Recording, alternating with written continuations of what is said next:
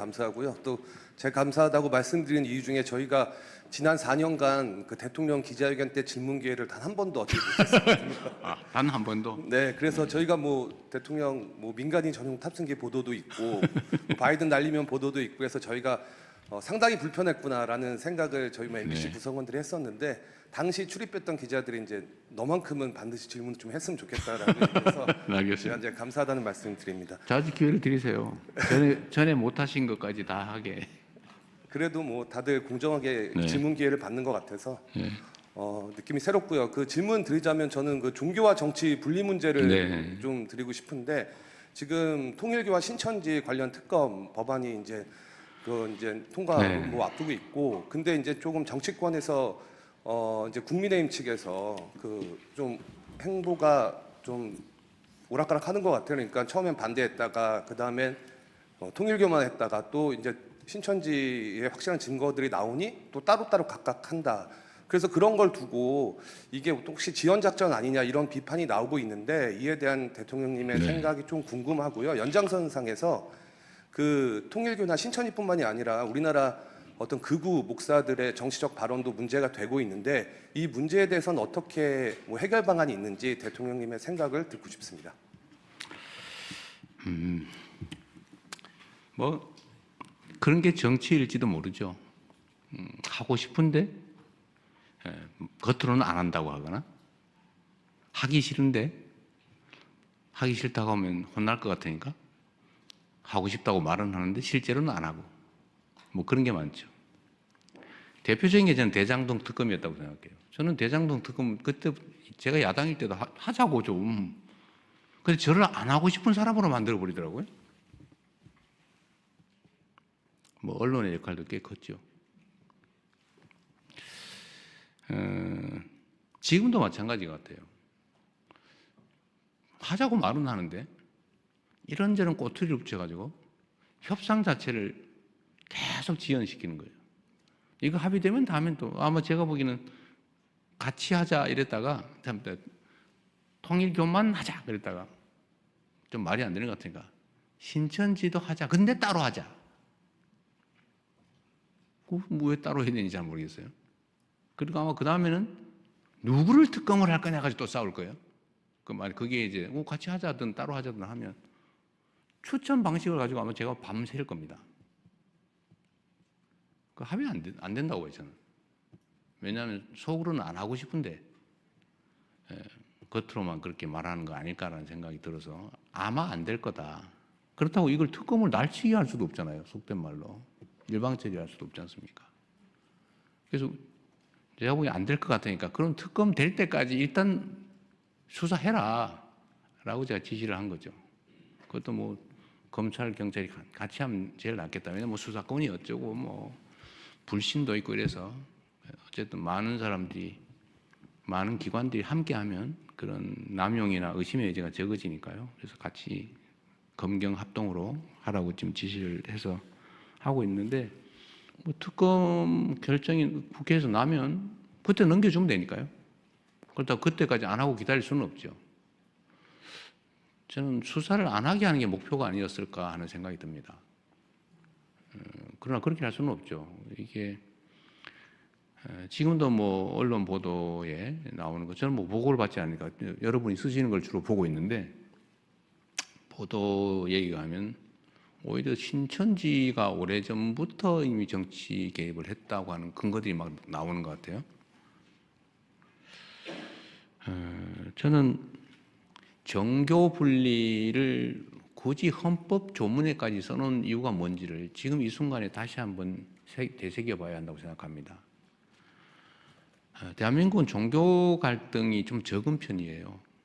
종교가 차지하는 비중은 크죠. 그리고 어느 한 종교가 압도적이지 않고 뭐 다양하게 공존하는데 종교가 다양하게 공존하면서 충돌하지 않은 나라가 거의 없어요. 이 종교가 다르면 반드시 충돌이 발생합니다. 그리고 그 충돌은 해소되지가 않아요. 결국 쪼개지든지 대량 학살을 해서 한쪽이 한쪽을 완벽하게 억압적으로 지배하든지 이렇게 해서 엄청난 사회적 갈등과 비용을 치르죠. 그게 전 세계적인 현상이에요. 그런데 대한민국은 우리 대한민국 국민들의 위대함이기도 합니다. 그런데 이게 만약에 정치에 관여를 하게 된다. 갈등이 격화될 뿐만 아니라 이건 해소되지 않는 갈등으로 발전할 가능성이 많아요. 엄청나게 위험한 상황이 되죠. 그런 것 때문에 종교 분리라고 하는 것들을 명확하게 헌법에 명시했고, 나름 종교인들도 몰래 슬쩍 뭐 아니까 아예 뭐 땡땡 의원 찍어주면 뭐 잘하는 것 같아 뭐 이런 정도 했지만 대놓고 조직적으로 하는 경우는 거의 없었죠. 그런데 최근에 거기 현상이 좀 심해졌습니다. 신천지는 뭐 지금 나오는 걸로 보면 아주 오래전부터 최소한 뭐 지금 2000년 초반부터 시작했다는 것 같고, 통일교도 그 이후인지 전인지 모르겠지만 하여튼 많이 개입한 것 같고, 개신교는 이제 대놓고 조직적으로 잘 하진 않았는데 최근에 아예 대놓고 조직적으로 하는 경우가 생겨나고 있어요. 심지어는 설교 시간에 이재명 죽여라. 이재명을 죽여야 나라가 산다. 이거 진짜로 그렇게 반복적으로 설교하는 교회도 있습니다. 이재명이 죽어야 대한민국이 산다. 설교 제목이 그런 데도 있더라고요. 이것도 심각하죠. 그 종교적 신념과 정치적 선호가 결합해버리면 양보가 없어요. 이건 나라 망하는 길이죠. 나라가 망합니다. 그래서 이건 반드시 뿌리를 뽑아야 돼요.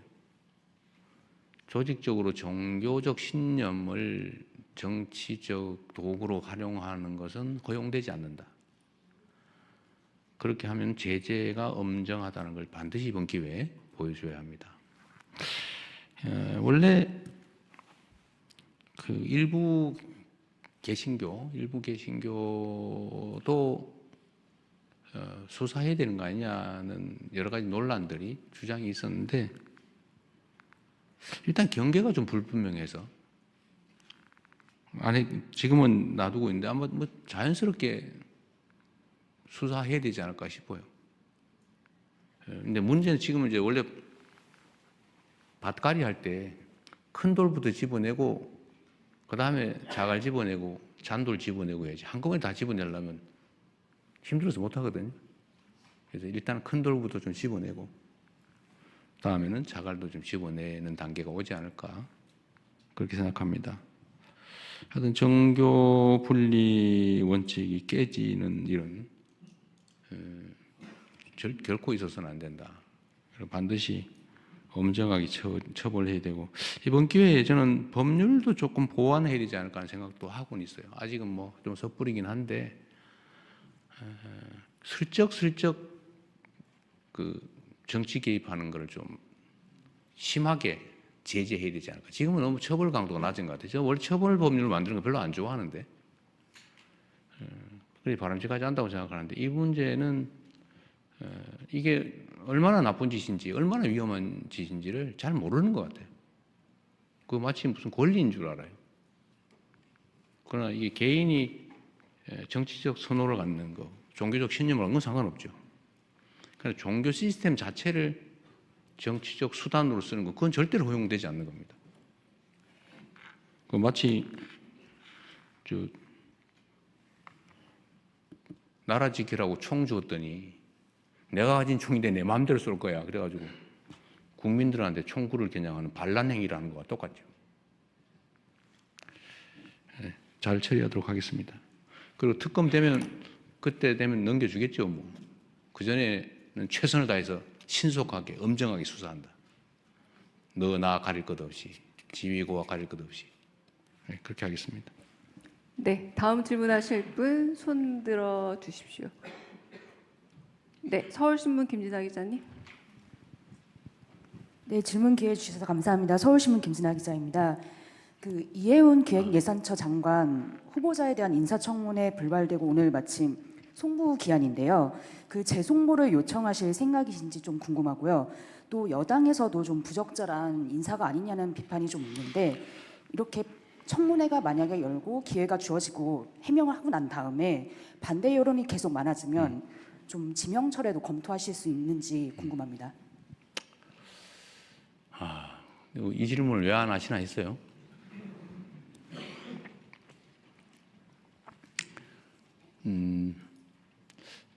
참 어렵습니다.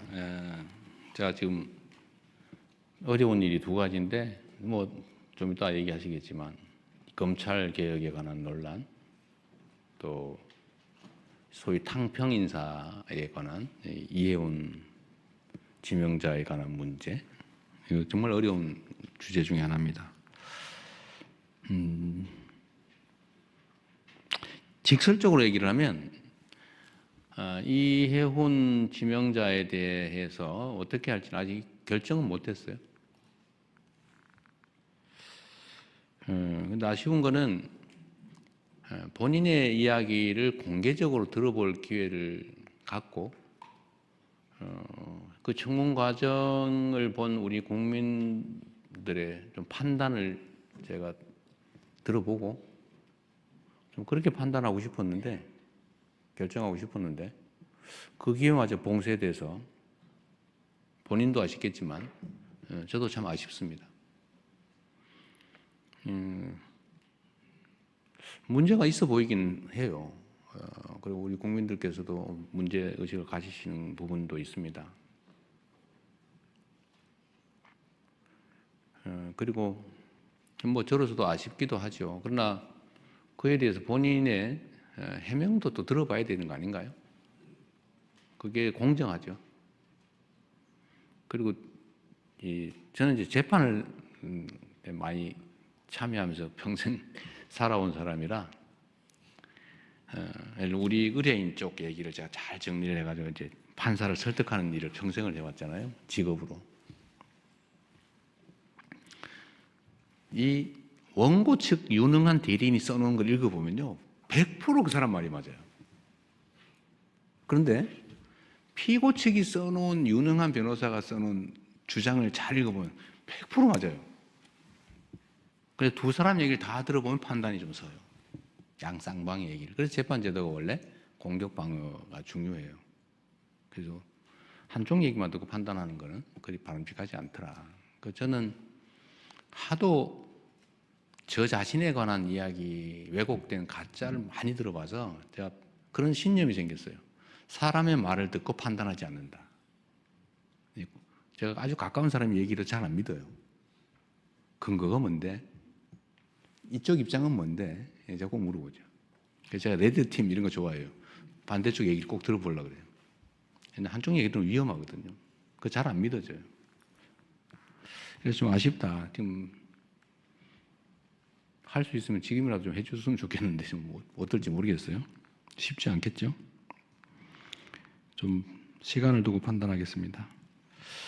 그런데 이거와 관련해서 좀 근본적인 얘기를 한번 하고 싶어요. 청와대의 검증에 문제가 있는 거 아니냐는 지적도 아마 하실 것 같아요. 뭐 문제가 있죠, 결론적으로. 부족하죠. 근데 그분이 뭐 진짜인지 아닌지 뭐 좀 가려봐야 되겠지만 보좌관한테 갑질을 했는지 안 했는지 우리가 어떻게 합니까? 그 어디에 써놓은 게 있으면 모르겠는데, 어디 뭐 기사라도 났으면 모르겠는데.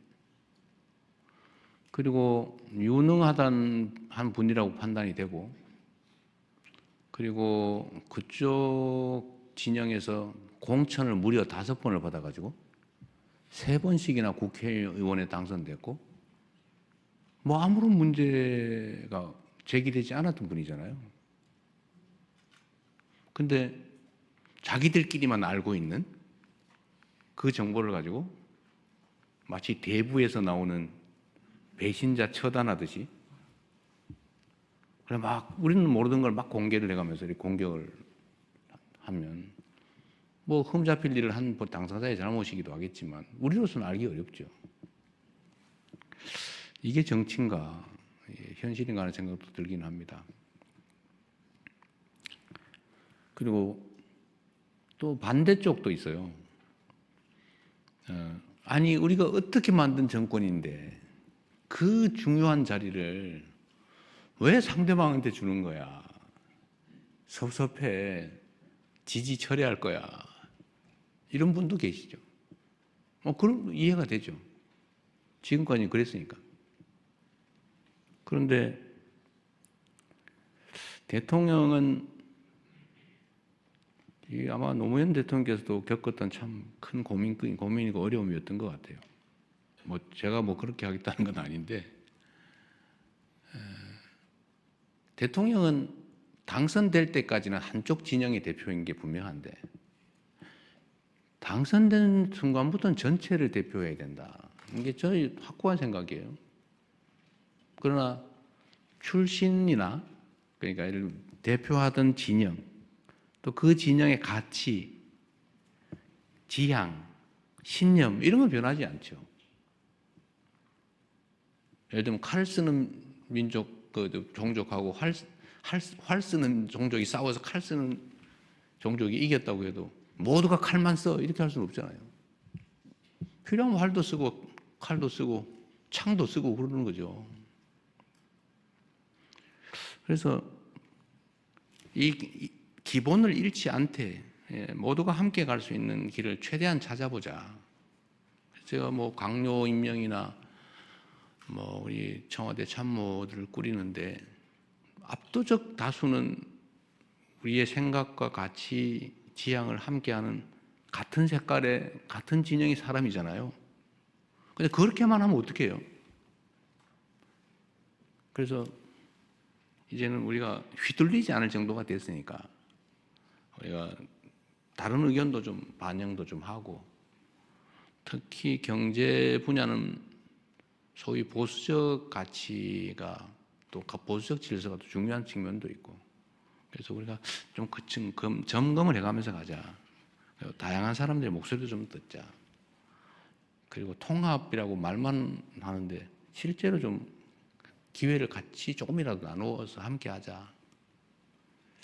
그래서 한번 시도해 본 건데, 이제 물론 소수가 있죠. 다른 장관도 계시고, 다른 위원장도 계시고, 참모들도 있고 하긴 한데, 이번 이혜훈 장관 지명자 문제는 이렇게 극렬하게 저항에 부딪힐 줄은 몰랐습니다. 이 정도일 줄은 몰랐어요. 좀 어렵습니다. 어려운데, 하여튼, 우리 국민 여러분께서도,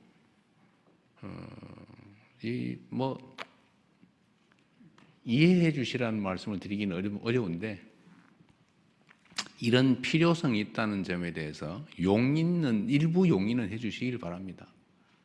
우리가 편을 갈라가지고 싸우긴 했지만, 이제 싸움은 일단 끝났고, 이제는 함께 모두를 대표하는 그런 통합된 나라로 가야 되고, 그게 대통령이 해야 될 가장 중요한 직무인데, 사실은 필요한 만큼 못하고 있다고 저는 생각합니다. 그러나 필요 최소한을 나름 시도하고 있다. 참 어렵네요. 저는 이렇게 많이 문제될 줄 몰랐어요. 앞으로 우리가 인사를 하는데도 참고해야 될 것 같습니다. 네, 말이 길어서 미안합니다. 대신에 질문할 기회는 충분히 드리도록 하겠습니다. 네. 이제 마지막으로 사회문화 기타 분야로 좀 넘어가 보겠습니다. 이 섹션이 끝나고 나서 주제에 관련 없는 관련 질문 또 없이 받겠습니다. 네, 질문하실 분, 사회문화 기타 분야 관련해서 손들어 주시면 제가 또 지목을 드리겠습니다. 네, 좀 안 한 분야 쪽에서 좀 제가 선택을 드리고 싶어서요. 네, 여기 앞에. 네.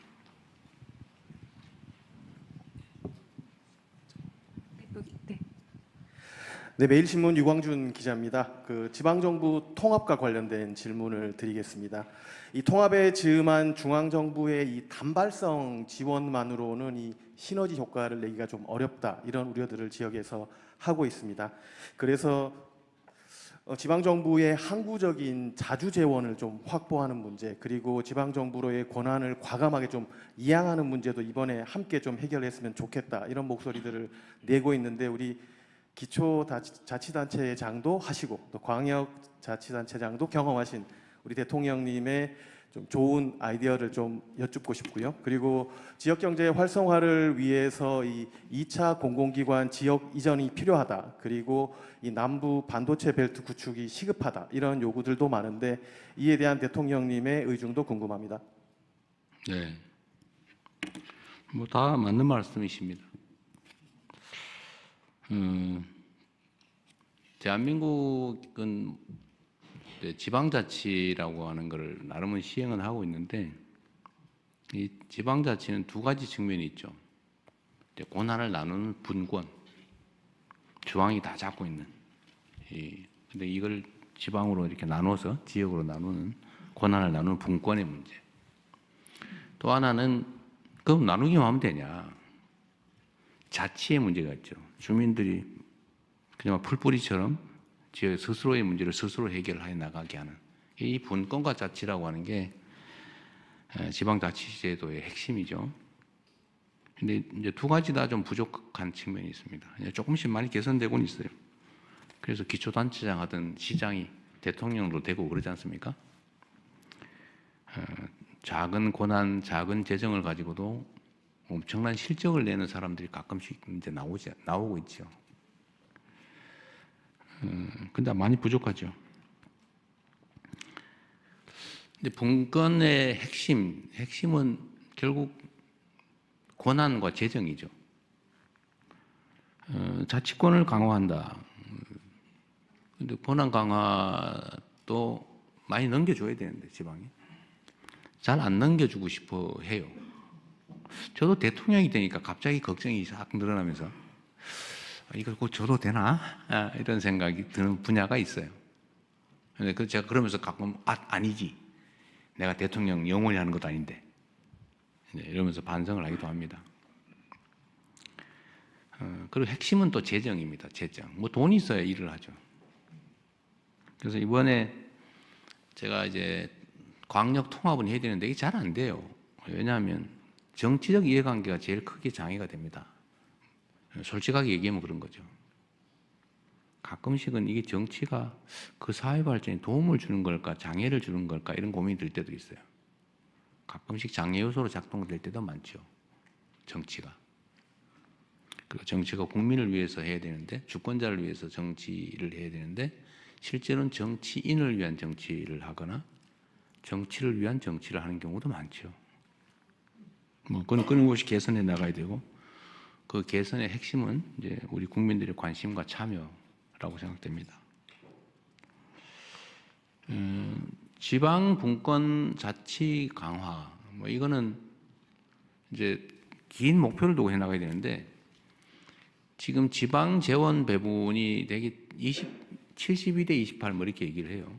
보통 이제 6대 4 정도는 돼야 된다. 자체 재원, 지방 자체 재원 규모가 28%가 아니라 40%는 돼야 된다. 근데 그건 쉽지는 않고.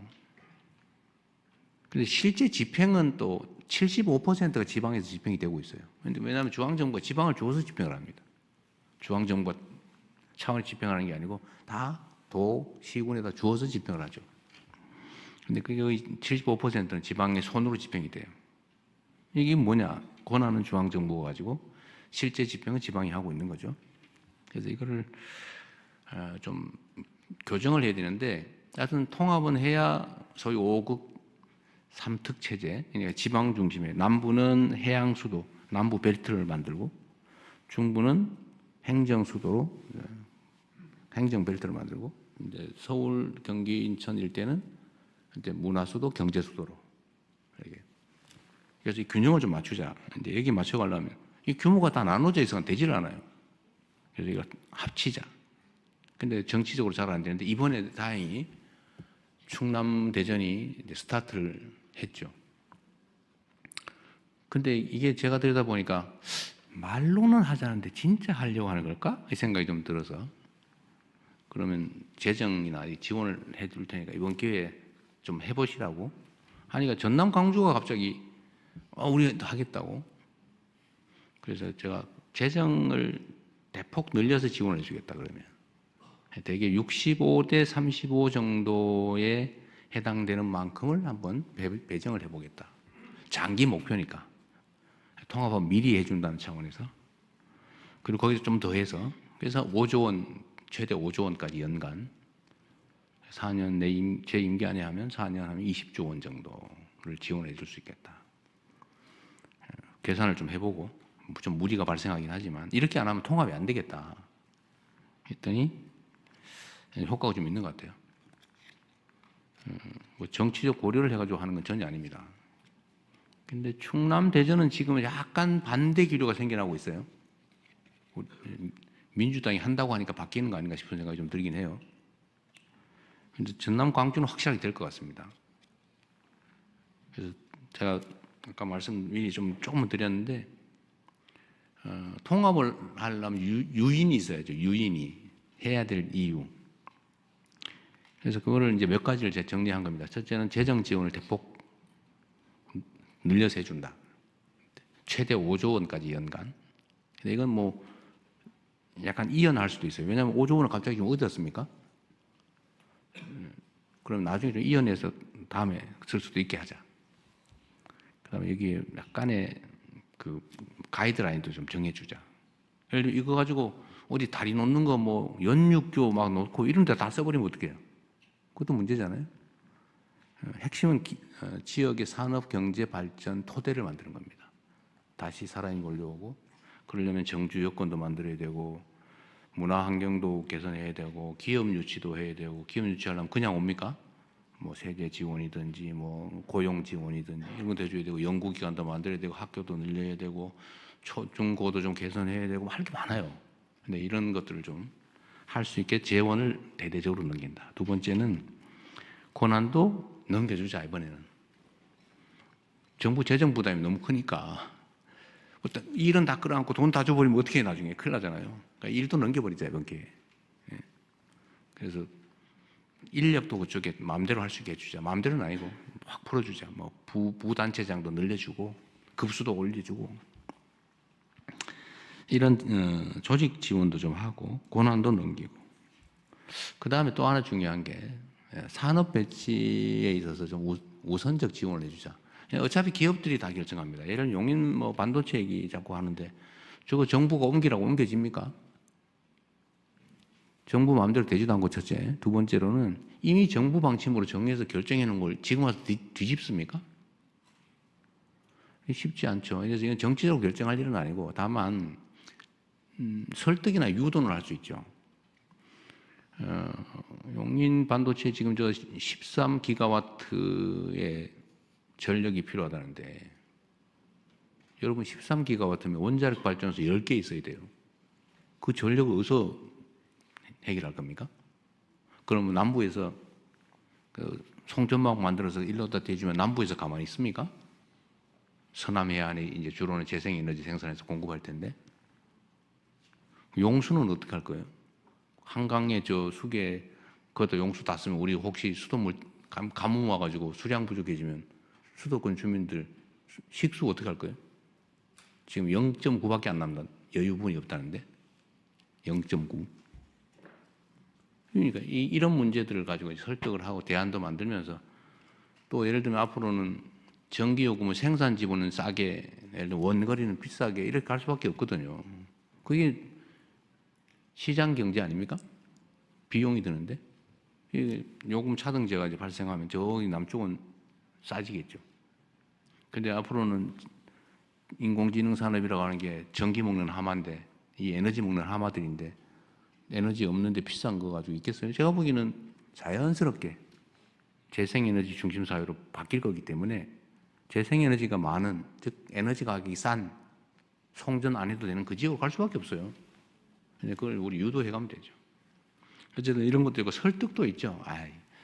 국가 균형 발전이라는 차원에서 좀 당장은 어렵지만 길게 보면 훨씬 거기가 땅값도 싸고 인건비도 싸고 물가도 싸고 에너지도 싸고 우리가 싸게 해주고 세금도 깎아주고 규제도 완화해주고 인프라 구축도 많이 해주고 저기 교육 연구시설도 많이 만들어주고 사람들의 정주 환경도 많이 개선해 줄 테니까 차라리 글로 가는 게 나중에 장기적으로 낫습니다. 이렇게 설득할 수도 있죠. 이렇게 해서 이제 기업들이나 산업 배치를 좀 몰아가는 것도 이제 해야 되죠. 그리고 이제 그 중에 하나 직접적인 효과가 있는 게 이제 공공기관들인데 아직도 뭐 한 3, 400개 있다고 하니까 그 중에 뭐 다 옮길지는 모르겠어요. 어쨌든 다시 또 2차, 3차인가 모르겠는데 하여튼 공공기관 이전을 대대적으로 해야 되는데 저는 뭐 대대적으로 할 생각이에요. 근데 이거를 따로 흩어놓으면 효과가 없어요. 다 주말 되면 서울 온다는 거 아닙니까? 어디 보니까 공공기관 이전해놓고는 서울 가는 전세버스로 주말 되면 서울 가게 차를 대주고 있다 그래서 내가 못하겠어요. 그 공공기관 이전 효과가 없지 않냐 그거. 그래서 이거 좀 몰아서 하되 광역 통합을 하는 데는 좀 우선적으로 더 많이 집중해서 보내자. 이러면 이제 유인이 생기잖아요. 그래서 단발성이 아니라 좀 목표를 뚜렷하게 가지고 재정, 조직, 또 산업 배치 뭐 이런 등등의 여러 가지 장치들을 만들어서 드라이브를 한번 거는 중입니다. 근데 이게 쉽지가 않아요. 잘 안 됩니다. 아까 말씀드렸다시피 정치적 이해관계가 엇갈리기 때문에 다 정치인들이 결정하는 거잖아요. 근데 그 정치인들이 싫어할 수 있거든요. 또 설득해야 되지만 쉽지 않다. 근데 이번이 기회 같습니다. 물론 이번에 다시 이제 시도지사들이 다 뽑히면 통합하려고 그러겠어요? 안 하고 싶지. 말로는 한다고 할지 몰라도 속마음은 안 하고 싶을 가능성이 많기 때문에 그럼 동력이 붙기가 어렵죠. 그래서 이번이 기회다. 그래서 근데 너무 많이 할까 봐 걱정이에요. 갑자기 막 대구 경북도 한다 그러고 저 부산 경남 울산도 한다 그러고 근데 한꺼번에 하면 이게 재정이 좀 걱정입니다. 너무 한꺼번에 해가지고 저는 한두 군데 될까 말까 이런 생각했는데 뭐 4개가 동시에 한다 그러면 이게 약간 재정에 충격이 오는데 그러면 또 수를 또 생각해 봐야죠. 네. 대통령님 원래 시나리오상 제가 읽어야 될 멘트가 아쉽게도 준비된 시간이 그거 좀 이따 다 하세요. 된 것 같습니다. 좀 이따 하시고. 원래는 네 지금부터는 말씀드리고요. 자유롭게 하시죠. 맞습니다. 네 다음 질문하실 분 손 들어 주십시오. 네. 그냥 아무나 빨리 하세요. 네, 시간 없으니까. 오마이뉴스 이경태 네. 기자님. 네. 뭐 평소에 마음에 이건 번외니까 평소에 감정 있는 대로 다 해서 제 하세요. 중요한 역할 중 하나가 네, 공정하게 하는 거예요? 마음대로 하세요. 마음대로. 공정과 시간 질문 기회 주셔서 감사합니다. 네. 오마이뉴스 이경태 기자입니다. 네. 그 아 대통령 윤상혁 기자. 오마이뉴스의 이경태 기자입니다. 아 네네. 네. 그 아까 말씀하신 용인 반도체 클러스터 전력 문제 관련해서 질문드리겠습니다. 그 전력이 많이 필요하기 때문에 지금 송전선로 변전소 설치에 관련해서 지금 지역 주민들의 반발이 거셉니다. 특히 입지선정위원회의 어떤 졸속 운영 그리고 비민주성에 대해서 지역민들이 반발이 커지고 이것이 수도권과 비수도권의 어떤 갈등으로도 격화되고 있는데요. 이에 대해서 아까 전에 말씀하신 부분들이 보상책이 될 수는 있겠는데 구체적으로 정부가 어떻게 지역 주민들을 설득하고 어떤 보상을 줄 수 있을지 고민하고 있는지 대통령님의 생각을 듣고 싶습니다. 네. 이건 아까 뭐 미리 말씀드린 거라서 그냥 간단하게 말씀드리겠습니다. 기업들의 배치 문제는 제가 전에도 뭐 자주 말씀드린 건데 정치권에서 부탁한다고 해서 되지 않습니다. 기업은 돈이 되면 부모가 말려도 해요. 돈이 안 되면 아들이 부탁해도 딸내미가 부탁해도 안 합니다. 그게 기업이에요. 경제적 유인이 가장 중요하죠. 누가 오고 손해나는 일을 망할 일을 하겠습니까? 불가능하죠. 기업 입지 문제도 마찬가지예요. 그런 여건을 조성해야죠. 여건을 갈 수 있는 여건을 장기적으로 혜택이 됩니다. 뭐 정부가 가질 수단은 많아요. 그런 얘기 여러분도 있죠. 아시겠지만 시장을 이기는 정부도 없지만 정부를 이기는 시장도 없습니다. 시장과 정부는 그런 관계죠. 용인 반도체 문제가 워낙 규모가 크고 또 이게 뭐 2048년, 50년 뭐 이렇게까지 계획된 거잖아요. 저 죽은 다음에 이길 것 같은데. 왜 웃으세요? 더 살 것 같아요? 자신 없어요. 하여튼 아주 한참 뒤의 일이긴 한데 지금 이제 정부의 정책으로 결정을 해놓은 거를 지금 제가 뒤집을 수는 없어요. 그러나 말씀드린 것처럼 뭐 어쩔 수 없는 환경이 도래할 가능성이 많고 또 일면 지역 균형 발전 차원에서 제 입장이라면 또 뭐 저는 뭐 이제 4년 몇 개월 남았나? 저는 맨날 그거 쉬고 있는데 그 후에 민주당 정권이 재집권을 혹시 하더라도 결국 방향은 뻔하죠. 그럼 지역 균형 발전, 지산 지소, 전기가 생산되는 지역에서 쓰여지게 해야 된다. 이거 대원칙이에요. 이제 지금처럼 이렇게 수도권으로 다 몰아가지고 저 지방에서 전기 생산해가지고 막 송전탑 대대적으로 만들어서 송전하고 이게 안 돼요. 주민들이 가만히 있습니까? 벌써 지역 연대 투쟁체를 만들고 있던데 그 송전탑 대량으로 만들어서 끌어오는 거 안 될 겁니다. 그렇다고 용인에다가 무슨 원자력 발전소 만들 거예요? 가스 발전소 몇 개 만든다고 하던데 그걸 대체 몇 개나 만들어요? 그거 어떻게 감당합니까? 쉽지 않아요. 아까 얘기했는데 용수는 어떻게 할 건데? 그래서 이런 점들을 잘 설득하고 이해하게 하고 또 딴 데 가서 해도 지장이 없거나 손해가 안 나게 아니면 이익이 되도록 만드는 게 정부 역할이죠. 뭐 지난한 일이긴 한데 대한민국 발전의 거대한 방향을 통째로 바꾸는 거라서 에너지가 엄청나게 많이 필요합니다. 말씀드린 것처럼 지방 균형 발전, 그다음에 안정과 평화에 기반한 발전, 모두의 발전, 성장 이게 지금까지 방향은 많이 반대잖아요, 사실은. 그래서 에너지는 많이 들지만 우리 국민들께서 힘을 모아주시면 또 정부를 믿고 힘을 모아주시면 어쨌든 거대한 방향 전환이 가능할 거다. 네, 그 중에 한 부분이다. 이해해 주시면 좋겠어요. 네, 이번에 네. 여성부만 손 들어보세요. 네, 그러나 사회문화 기타 분야의 유튜브 채널 질의 영상이 그래요? 준비되어 있습니다. 아, 미리 네. 녹화까지 해놨습니다. 그래요? 그럼 네, 해야지. 네, 대통령께서는 영상 시청 후 답변해 네. 주시면 되겠습니다. 청년들에게 문화예술 컨텐츠를 제공하고 있는 문화 전문 유튜브 채널 널 위한 문화예술의 질의입니다. 안녕하세요. 문화예술 미디어 널 위한 문화예술의 대표 오대우입니다. 우선 신년사를 통해 문화예술과 K 콘텐츠를 국가 전략산업으로 말씀해 주시고 역대급 예산을 편성해 주신 점 문화예술계의 한 사람으로서 진심으로 감사 말씀드립니다. 9조 원대의 예산 편성이 고무적인데요. 하지만 지원은 하되 간섭은 하지 않는다는 원칙이 현장에서는 종종 의심을 받곤 합니다. 상대적으로 독립적인 기금과 달리 일반 예산의 경우 매년 재정과 정치 상황에 따라서 변동성이 커질 수 있는 위험이 있는데요. 장기적인 투자를 필요로 하는 문화예술 분야에 있어서 어떻게 하면 지원의 안정성을 유지할 수 있을지, 과거 블랙리스트 사건과 같은 외부적 간섭을 차단하고 창작자의 자율성을 보장할 수 있을지 궁금합니다. 뭐 역시 어려운 질문을 하시네요. 근데 이게 저번 질문에 답이 다 들어 있어요. 이미 이제 본인이 원하는 얘기가 있는 거죠. 지원은 하되 간섭하지 않아야 된다. 문화예술에 대한 지원을 대폭 늘려야 된다. 뭐 당연한 얘기죠. 근데 못 믿겠다예요. 결론은. 지금까지도 다 말은 그렇게 하지 않았냐. 다 말했죠. 문화예술 분야의 그 독자성. 문화예술이라고 하는 것은 창의성을 기본으로 하기 때문에 자율성과 독립성이 보장이 되지 않으면 창의성이 생겨날 수가 없어요.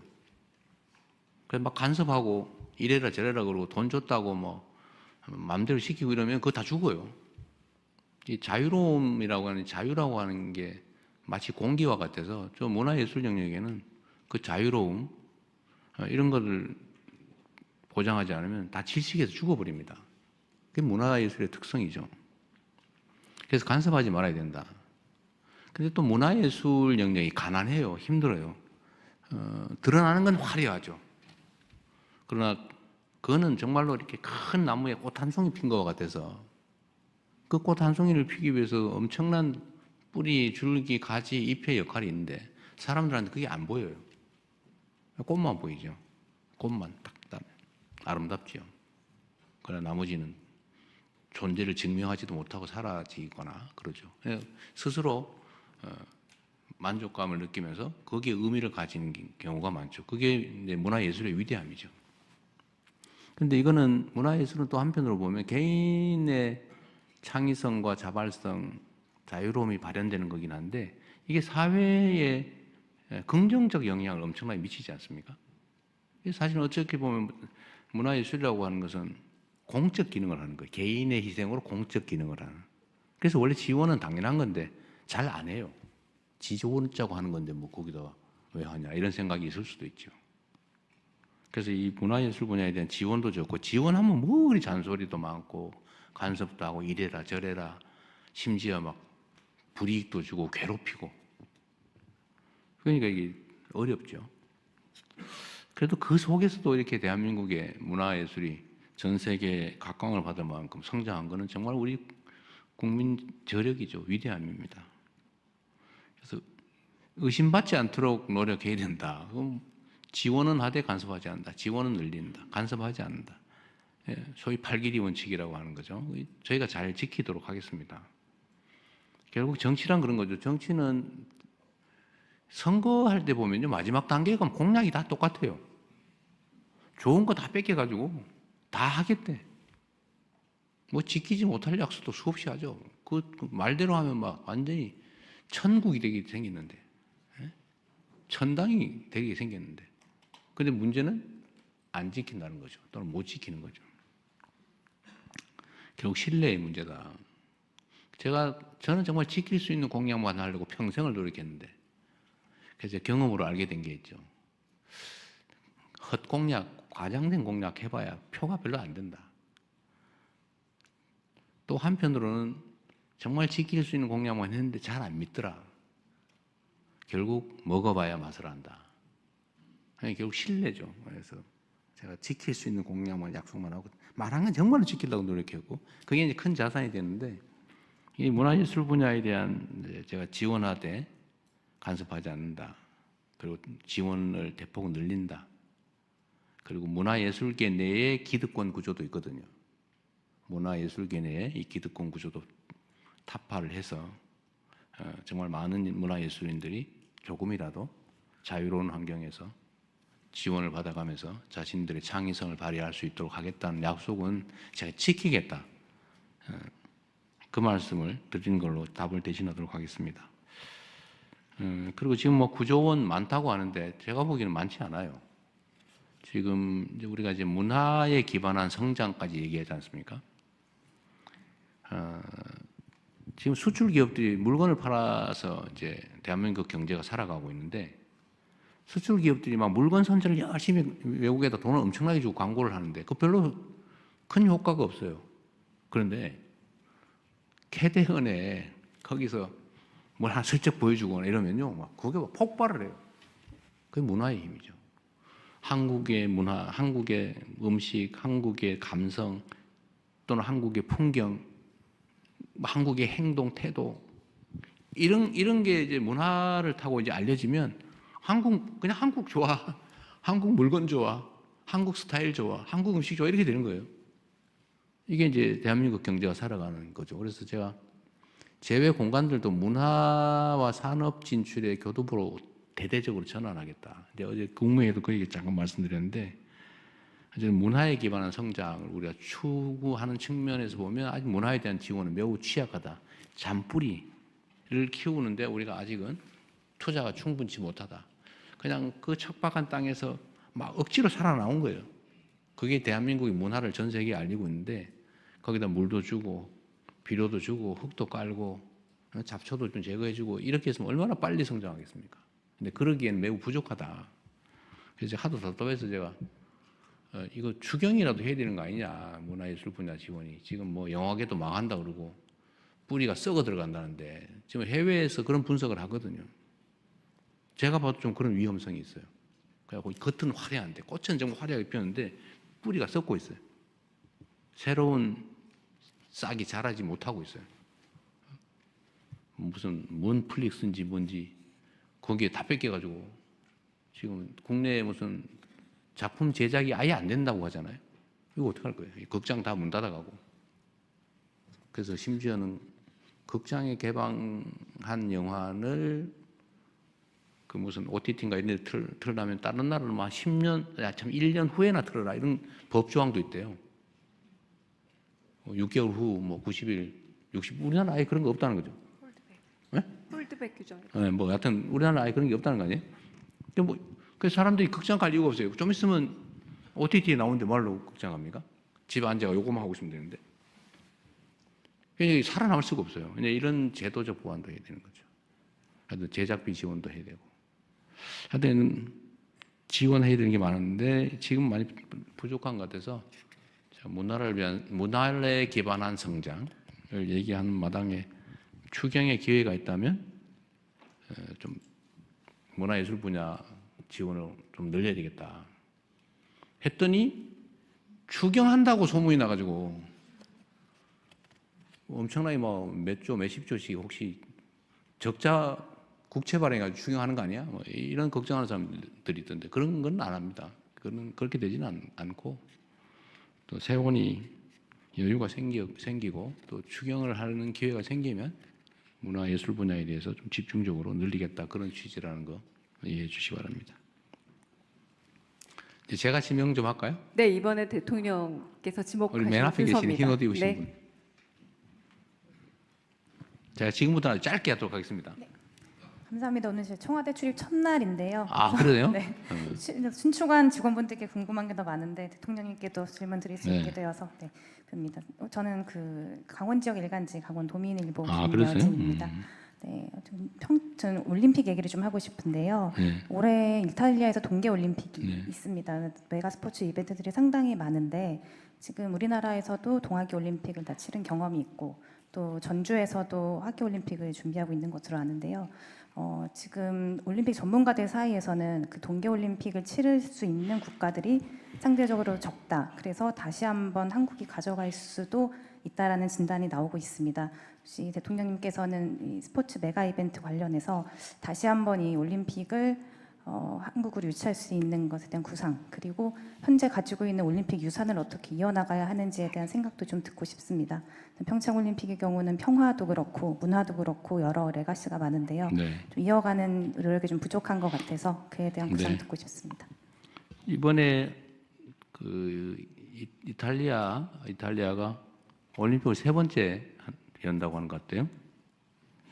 대한민국도 이제 88 올림픽을 통해서 국제적으로 많이 알려지고 그 외에 이제 스포츠 강국으로 계속 성장 발전해 왔는데 앞으로도 저는 국제 대회들 가능하면 좀 열어 나가는 게 국가 발전에 도움이 된다고 생각합니다. 가능하면 유치하도록 노력해 보겠습니다. 네, 또 네. 더 빨리빨리 해서 합시다. 네, 이번에 제가 좀 경향신문 정원보 기자님. 네. 네, 경향신문 정원보 기자입니다. 저는 검찰 개혁 좀 여쭤보고 싶은데요. 그러게 그 얘기를 왜 안 하나 그랬어요. 네, 그래서 기다렸습니다. 그 공소청법하고 중수청법 이제 정부안이 나왔었는데 대통령께서 지시하시기는 여당에는 숙의를, 정부에는 수렴을 지시하셨는데요. 여기 법안 자체에 대한 대통령의 평가에 관해서는 들은 바가 없는 것 같습니다. 그리고 과연 이제 어떤 구조로 어떤 방향으로 검찰 개혁이 이루어져야 된다고 생각하시는지 말씀 듣고 네. 싶습니다. 제가 인사 문제도 검찰 인사는 뭘 그리 어렵습니까? 또 각종 개혁 조치도 검찰이 관계된 건 뭘 그리 복잡하고 어려운지 모르겠어요. 이게 다 업보지요, 업보. 저는 뭐 극단적으로 그런 생각이 들기도 합니다. 검찰이 하도 저지른 업보가 많아가지고 마녀가 된 거 아니냐. 뭐든지 미운 거예요. 뭐든지 믿을 수가 없어요. 제가 어찌 보면 이 마녀 같은 진짜 마녀 말이에요. 가짜 마녀 말고 검찰에 가장 많이 당했다고 생각해요. 제가 기소된 것만 한 20건 되는 것 같아요. 20건. 문제만 되면 증거 뭐 없어서 다 기소해가 너 한번 고생해봐. 그리고 혹시 코드 맞는 판사 있으면 유죄 받아가 너 한번 죽어봐. 제가 2002년부터 시작된 일이죠. 제가 검찰이 관련된 소위 파크뷰 특혜 분양 사건 그 폭로했다가 그때부터 검찰과 야근이 시작됐습니다. 그 PD가 와가지고 우리 하필이면 그 전에 막 나 검사인데 뭐 이렇게 전화하다가 안 돼가지고 제 사무실에 난 인터뷰하려고 있었는데 그때 마침 콜백이 온 거예요. 그 저끼리 나 검사인데 그걸 막 통화한 게 옆에 있네. 이따가 나 오후에 재판 준비를 해야지. 나 바빠 죽겠네. 이따 하도 뭘 희한한 나도 모르는 얘기 하고 있길래 가서 나 한번 들어봐서 카메라에 대고 하여튼 뭐 그래서 결론은 검사를 사칭 범죄로 질문을 가르쳐줬다. 검사 이름 가르쳐줬다. 그러니까 너 공범이다. 그때가 시작이었어요. 저를 잡는 게 목표였죠. 진짜 이 전화하고 나 검사인데 말이야 너 나한테 사실대로 이렇게 봐줄게 뭐 이렇게 전화해가지고 이게 다 불어버린 거죠. 그 시장이. 그 사람은 처벌도 안 됐어요. 나만 처벌됐어. 그게 시작이죠. 파크뷰 특혜 분양 사건에는 검사들이 관련이 있었죠. 대장동. 그 검사들이 해먹은 거 아닙니까? 한 패로. 하여튼 큰 부패 사건에는 검찰이 들어있더라고 보니까 내 경험으로. 그래서 그 악연 이후로 뭐 건수만 되면 기소돼가지고 다행히 이 법원에서 무죄를 제가 무죄 받은 것도 참 많아요. 그 살아남아서 여기까지 왔죠.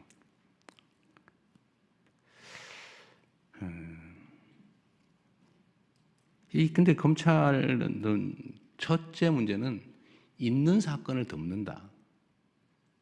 그래서 그 얘기했죠. 사건을 덮어서 돈을 벌고 사건을 만들어서 성공한다. 없는 사건 만드는 것도 실력이에요. 막 쥐어짜가지고 뭐 그러다 막 자살하고 죄진 사람 잡아다가 느껴 봐줄 테니까 한번 얘기해봐 이래가지고 조작해가지고 없는 사람 집어넣고. 하여튼 덮는 것도 힘이고 만드는 것도 힘이죠. 근데 이걸 너무 많이 해가지고 결국 온 국민들이 의심하고 검사는 아무것도 하지 마. 지금 그렇게 된 겁니다. 제가 권력이라고 하는 건 부패나 남용의 가능성이 얼마든지 있기 때문에 그래서 삼권 분립도 하는 거예요. 한 사람이 다 권력은 위험하잖아요. 견제와 균형을 이루어야 된다. 권력은 언제든지 부패하기 때문에 남용되기 때문에 그래서 남용의 여지를 줄여야 된다.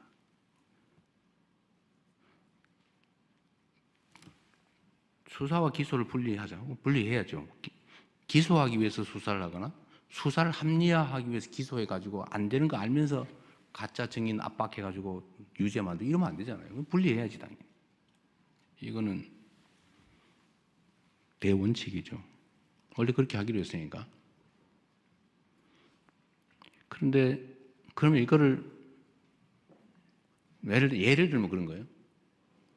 그러면 공소청을 만들면 검찰청이 아니라 이제 공소청으로 바꾸기로 했잖아요. 그건 뭐 법률상 가능하니까. 중수청, 공소청. 공소청의 책임자 이름을 명칭은 뭐라고 할 거냐? 공소청장이라고 할 거냐? 검찰총장이라고 할 거냐? 공소청 안에는 검사들이 일하는데. 근데 헌법에 검찰총장이라고 써져 있어요. 헌법에. 검찰총장이 뭐 한다. 검사가 뭘 한다. 이렇게 써져 있어요. 근데 그거를 헌법에 어긋나게 검찰총장이 없애버리면 됩니까? 그런데 검찰 안 돼. 검찰자 쓰지 마. 공소청장이라 해야 돼. 지금 이러고 있잖아요. 못 믿겠으니까. 미우니까. 의심되니까. 그 의심이나 미움이나 이거 다 이해하죠. 그러나 법을 체계를 어길 수는 없다. 예를 들면. 근데 그런 걱정이 있는 거죠. 보완 수사이기. 저는 보완 수사를 안 하는 게 맞다고 생각해요. 그러나 예외적으로 필요한 경우가 있어요. 공소시효가 이틀밖에 안 남았는데, 예를 들면 송치가 왔어요. 이틀밖에 안 남았어. 간단하게 어디 물어보면 돼. 예를 들면. 그런데 이거를 보완 수사가 전면 금지가 되면 경찰로 다시 보내고 가는데 이틀, 오는데 이틀 하고 끝나버려요. 예를 들면 이런 경우 어떡할 거예요? 간단하게 확인하면 될 일을. 그런 경우에 남용의 가능성을 봉쇄하고 없애고 아주 예외적인 경우에 남용의 여지가 없게 안전장치를 만든 다음에 그런 거 정도는 해주는 게 실제로 국가 업무를 효율적으로 처리하는 길이기도 하잖아요. 이 검찰개혁의 핵심은 검찰한테 권력을 뺏는 게 목표가 아니에요. 그건 수단과 과정이죠. 진짜 최종 목표는 국민들의 권리 구제예요. 국민들의 인권 보호, 국민들의 권리 구제. 억울한 범죄 피해자가 구제받을 수 있게 가해자를 처벌을 제대로 하는 거. 그거 해야죠. 그거 중요한 얘기잖아요. 억울한 피의자가 없는 죄 뒤집어 쓰거나 지은 죄 이상으로 가혹하게 대가를 치르지 않게 하는 거. 이거 인권보호. 이거 중요하잖아요. 이게 목표지. 누군가의 권력을, 조직의 권력을 뺏는 게 목표가 아니란 말이에요. 그건 수단과 과정이죠. 근데 이게 용서가 안 되는 분들이 있어요. 이해해요. 이때까지 저지른 일이 있으니까. 여하튼 요만큼만 여지가 생기면 악용을 해가 나쁜 짓을 하니까. 의심이 정당화되죠.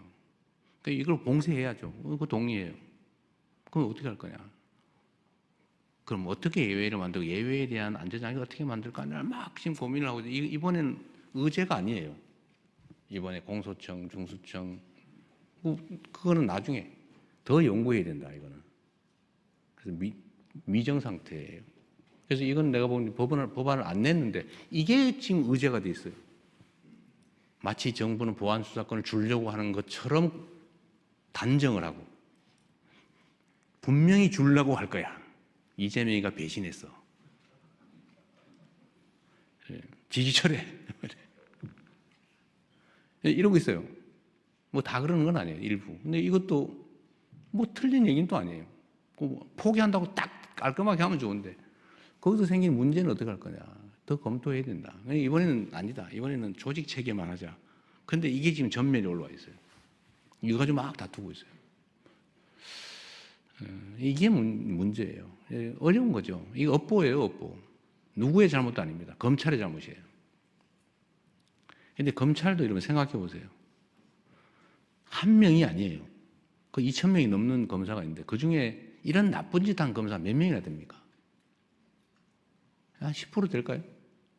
누가 그러는데 200명 뭐 그렇게 얘기했잖아요. 오염된 권력을 남용하는 또 남용할 생각을 가진 것으로 의심되는 나머지 1,800명은 또는 최소 1,000명 이상 절반가량은 내가 보기에는 내가 검사로서 정말 억울한 사람 없게 국민의 인권을 보호하고 나쁜 놈 처벌하고 내가 평생을 여기 이런 사람이 있단 말이에요. 그 사람 다 그런 건 아니잖아요. 모두 그런 건 아니다. 그래서 이런 걸 다 고려해야 되는 게 정부의 입장이죠. 저는 이 세부적인 내용을 다 물론 다 제가 검토하진 않아요. 그럼 물론 보고는 봤지요.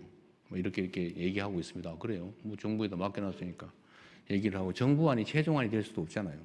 입법은 국회가 하고 분명히 논쟁이 막 벌어질 텐데 그렇다고 해서 그 논쟁이 두려워서 그냥 검사의 모든 권력을 완전하게 뺏는 방식으로 그렇게 해놓으면 나중에 책임은 어떻게 질 건데요? 정치는 그래도 되죠. 정치가 자기 주장 막 하면 됩니다. 그러나 행정은 그러면 안 되죠. 책임이 더 크죠. 그래서 이 검찰개혁의 최종 목표는 인권보호와 피해자 보호에 있다. 법과 질서를 정의롭게 지키는 데 있다. 이게 여기에 가장 합당한 길이 뭐냐. 남용의 가능성을 봉쇄해야 된다. 오케이. 그러나 효율성이 제거돼서도 안 된다. 그게 뭐냐. 머리 아프죠. 어떻게 알아?